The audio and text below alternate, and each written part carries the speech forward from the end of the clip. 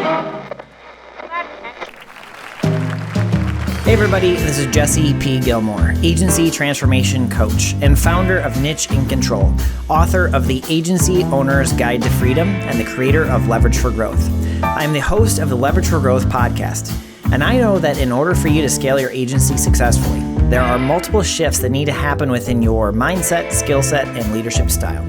I am on a mission to interview marketing and PR agency owners on their journey to 6, 7, and 8 figures and leverage the lessons from their journey to save you time, energy, and money to get your agency to the next level.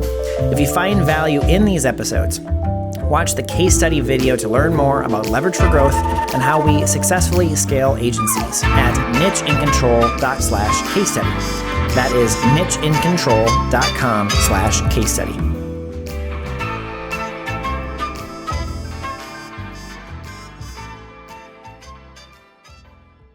You are now listening to Leverage for Growth.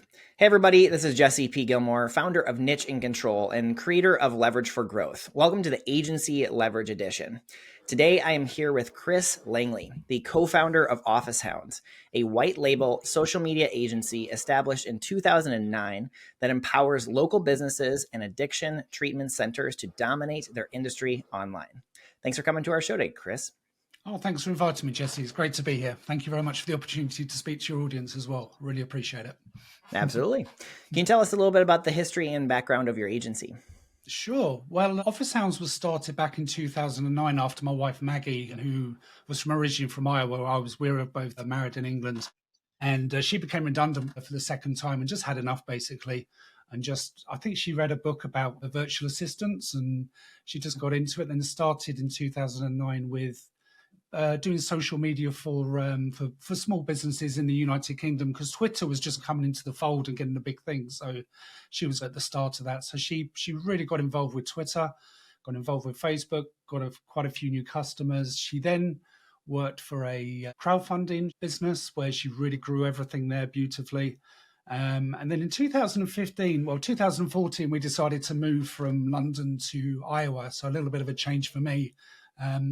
My background's in social care. So when we moved here, I obviously joined the business and then I learned a great deal about marketing, social media. We then really grew in America. This is where it really expanded. And this is where we got our niche around white label, because we were asked by an agency who was funny enough based in London, to come up with a package, a really cheap package for small businesses. So we put this together. We were charging £100 per customer and we were getting 10, 15 customers a week. And we just grew and grew and grew. And it showed that this is a good niche to get down to go to. When the agency actually finished, they moved to Australia. We then decided to continue with this. And then from there, we've just continued with white label. We work with many marketing agencies around America. We've still got customers that we worked with back in the United Kingdom from, 2014. So we really do pride ourselves on our client retention. And we've stayed at this level. But what we're also doing at the moment is doing addiction recovery, because my main background is working. I used to manage drug services in the United Kingdom. And I just thought, well, why don't we put the skills that I've got now from marketing into this niche? And it seems to be working really well. And it's a real need as well. So that's where we're at. We're working with marketing agencies. We're also working with drug rehabs as well. So it's going great. So yeah. Yep, that's pretty much us. Awesome. And it's pretty crazy. Obviously, when you're going for like the lower cost version, being able to bring on 10 to 15 clients at a time, maybe even per week. Can you talk a little bit about maybe those earlier days when you had to figure out some productized way of doing it? Because if you're only charging 100, there's got to be some productized way that you're able to serve those clients. Can you talk a little bit about that experience? Yes, I mean, that's where we really learned the process. That was the number one thing. We had to really drill down and make sure that we weren't making a lot of money. We were making minimal money, but we were getting a lot of customers in. Sell high, cost low. But our original process was just using, it seems crazy, but we had a whiteboard with sticky notes. And we used that initially. It was like the original way you do it online now, I suppose. And it was a really silly method, but it worked beautifully. And that's how we got our process down. because I think without a process, we would have been in trouble within a week or two. So it's just learning that, how customers are coming in, how we're onboarding as well. The onboarding process takes a great deal of time as well. And that's something that we didn't factor in as well. I think that was a problem with our pricing. We were doing a lot of onboarding. Clients would stay with us for 3-4 months and then go. And then we had to start all over again, I think. So that was the main thing. But what we learned really was our process. And that's kind of how we're able to do what we do now at a growth level. So, yeah. I have a feeling like that's going to be something that I'm going to dive a little bit into with you later, because there's a lot of, there's like two different spectrums of agencies. You got the productized version, which is high volume, and then you have the highly customized version, which is very high ticket, high touch, but very custom and stuff. So Yes. I think we'll get back to that a little bit later, but can you talk a little bit? So 2009 to right now, at the time of the recording, is 2024. So 15 years or so. Mm-hmm. Can you walk through some of those either milestones? Maybe it was the move from the UK to Iowa, or growing a team, or talk a little bit about some of those milestones that you've gone through so far. I think anyone that moves from a foreign country to a new country, that's a massive move. And that took me a long time to adjust to as well. Maybe a little bit of homesickness, maybe. I mean, we're living in the middle of nowhere, Iowa now, or I used to live in South London. So that for me was a milestone in my own achievement, blending into the Iowa lifestyle, which I really appreciate now. But I think another milestone was, for our business, was finding our niche, finding the white label part, and finding that was a pivotal moment for OfficeHounds, I think. And now we're on the next thing with the addiction recovery place as well, with finding these extra little things to do. And I think it's working really nicely. So, yeah. Mm-hmm. Let's talk a little bit about the niche piece, either the white labeling piece or going towards addiction treatment centers. What was like, if you can bring yourself back to that time where you decided, I'm going to narrow my focus or focus on a specific group of people. Can you talk a little bit about what led to it, and then what you learned from that? Because I know a lot of people that listen to the podcast or follow me on LinkedIn or anything like that are focused on niches or specialization. So can you talk a little bit about that?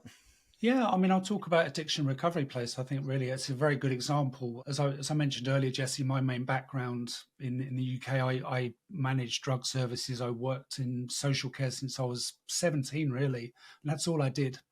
And what I've realized over here is if you've got to do a niche, it's got to be a speciality of yours. You've got to have a bit of passion for it. You've got to have a lot of drive for it. But you've got to also understand what you're delivering for people. Because when I started looking into this, probably, I don't know, maybe 6-10 months ago, I started looking into this, and I was looking at what agencies or what services within the drugs field were providing their social media. And my jaw was on the floor. Just some of the bad examples and what they were posting. And I also saw other agencies try and do some really bad marketing, as if to say, I don't know anything about this sector. I know a great deal about drugs treatment. I know a lot about harm reduction. I know a lot about processes. I know about the services. And that's why I decided to go with this. And I think if you haven't got a passion or a knowledge for a niche, it's not your niche. I think you've got to have a lot of drive to make sure that you're delivering for each and every customer, and to show your expertise around that area. I couldn't, if I knew nothing about drugs rehabs, I couldn't be picking up the phone and talking to these agencies now without the confidence to be able to deliver. And I think my experience is a good sales point for that. I think once people realize, and my experience, they understand what I've done in the past and why I'm doing this for them, it's an easy sell. I mean, it's easier than I thought. I mean, before I found it was quite difficult to pick up the phone and just cold call someone. But now I do it easily because I know I'm offering them something that they need and they want and they should have. I think every service should have some sort of social element. I think Google Business is a massive one for any of these agencies as well, and that's where we're at with what we want to deliver for them. I would certainly say if you're not passionate about your niche, find a niche that you are passionate about and go for that, and it's a winner. Mm-hmm. Yeah, it reminds me about 2 podcasts before this. We talked about niches, and the comment of "you got to give a damn" was a piece of that, and then having empathy for the niche allows you to truly understand. Of course, yeah. I mean, that's important because the client is going to pick up on that in no time. They're going to catch you out in your knowledge. You don't have to BS anything in this game. Just find your niche and go with it, and it will work. So that's the lesson I will tell anyone who's thinking about going into this sector. So yeah. Mm-hmm. Awesome, man. So you've been in business for about 15 years, and there's probably a lot of lessons that you've learned either through the milestones or through the move or through like the niche. If you were to go back and maybe talk to either your younger self or your earlier version of you, or maybe even somebody who's listening that might be one or two steps before where you are, what would be some of those advice or different things that you would tell them that would save them either time, energy, or money? What would you say? Work on your process. Work on the whole, from the initial stage of contacting customers right through to the sales, and then continue it from there. Every stage has to have a process, because if there's a broken chain in that, if there's a broken link in that chain, your business is going to fail, and it's going to be much harder for you to grow. So find yourself a good CRM, definitely. Obviously, find yourself very good advice, such as yourself, Jesse. I really would advise anyone to utilize expertise with someone that's already walked the walk. That's something that we've learned as well. And learn, just constantly learn, just keep learning. Don't think you know it all, because you don't. I know 3% of this entire sector, and you just got to keep driving yourself to learn. So definitely process is number one. I think without a good process, your business is dead. So work, make sure you work on that. That's your number one thing. And pick up the phone and talk to businesses. That's another way you're going to learn. So don't be scared to pick up the phone. I found when I moved over here, when I first started doing the cold calls, I was getting the phone put down on me all the time. People thought because I was a Londoner phoning up Iowa businesses, they thought it was a joke. People couldn't understand my language, couldn't understand my accent, and I took it personally at first, but then you just think, well, okay. Just don't take it too seriously. If someone, rejection is part of business, and you've got to learn that the hard way. And once you've got over that barrier, it's a lot easier. They're the two takeaways I'd say for any new business or anyone that's starting out at the moment. Yep. Those are huge. The process one, I think a lot of people get stuck on where do I start? Then other times when they focus on like SOPs or whatever, they think that the benefit is actually based around building the SOP as opposed to what it's actually trying to do, which is increase capacity. Yes. And I guess if you don't mind diving a little bit more into that, let's just say someone right now doesn't have any processes. What would you suggest? Where do they start? How do they get started? Or maybe how did you get started with that? Well, with the process, pen and paper. work out. The most simple thing is get a pen and paper out and just go through everything that you need to do within the from the first time you contact a customer. Say, hey, do you want to know about my business? And then every single stage, just write it down. Just write it down and learn. That's the only way I would say that you're gonna be a success. And obviously, have a good team. There are many good people out there that can help you build your business for pretty reasonable rates as well. And I think investing in your team is very important. We've got an awesome team of designers. We've got a great team of authors. We have our team process in place. I come in, I sit down, I get on with my day. I know my stuff's being done by the team because we've kind of trained them as well. I think training team members is vital for any business as well. And trust your team members and delegate. Delegate as well. That's another thing I should always remember. If you've got a team member, don't be scared to delegate, because without delegation, you're not going to grow. You can't do everything yourself either. So, Yep. It's always awesome how process and systems really correlate with delegation and training, and how they're like two sides of the same coin. Yes, definitely. No, we're very proud of the team that we have here at OfficeHounds, and we can always rely on them as well. We've got people we've been working with since, 2015. Before we even moved moved over here, we've still got team members that we're still working with, and they're very reliable, and they know what we want to deliver. Do a great job every time. So, yeah, awesome. Well, you've had 15 years of being in business. What are you excited about maybe in the next 1 to 3? Addiction recovery place. The thing I'm wanting to build now, OfficeHounds is, that's wonderful. We have some great partners. We love working with that. But me personally, I want addiction recovery to be the place for addiction recovery professionals. We're building a very basic website at the moment. We're building things that way. We've got big plans. We're going to be having a jobs board where we're going to be contacting rehabs that they can advertise their jobs for free.